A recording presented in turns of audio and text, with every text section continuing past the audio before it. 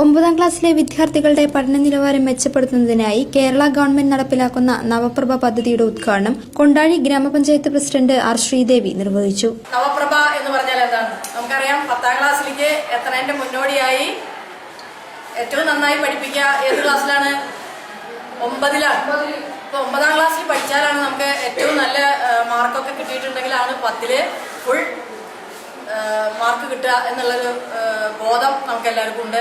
അതുകൊണ്ട് ഞാനൊക്കെ പഠിക്കുന്ന സമയത്ത് 9ാം ക്ലാസ്സിലെ വിഷയത്തിന് വരുന്ന എല്ലാ അധ്യാപകരും വളരെ നല്ല രീതിയിൽ 9ാം ക്ലാസ്സിനെയാണ് ശ്രദ്ധിക്കുക.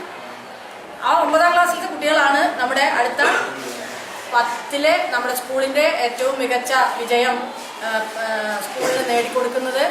അതുകൊണ്ട് നല്ല വായനാശീലവും നല്ല അക്ഷരസ്ഫുടതയോടും കൂടെയുള്ള എഴുത്തും അതുപോലെ അധ്യാപകർ പറയുന്ന എല്ലാ കാര്യങ്ങളും വളരെ നല്ല രീതിയിൽ ഉൾക്കൊണ്ടുകൊണ്ട് ഈ നവപ്രഭ എന്ന് പറഞ്ഞ ഈ ഒരു പരിപാടിയുടെ അന്തസ്സത്ത ഉൾക്കൊണ്ടുകൊണ്ട് നിങ്ങൾ ഓരോരുത്തരും നിങ്ങളുടെ പഠന കാര്യങ്ങളിൽ ശ്രദ്ധിക്കണം എന്ന് പറഞ്ഞുകൊണ്ട് ഞാൻ ഈ പരിപാടി ഔപചാരികമായി ഉദ്ഘാടനം ചെയ്തതായി അറിയിച്ചുകൊണ്ട് നിർത്തുന്നു. നന്ദി. ജയ് ഹിന്ദ്. കൊണ്ടാഴി പഞ്ചായത്ത് സെക്രട്ടറി എം ജയശ്രീ, പ്രധാനാധ്യാപകൻ C V Johnson, Navaprabha coordinator Joel V Joseph തുടങ്ങിയവർ സംസാരിച്ചു.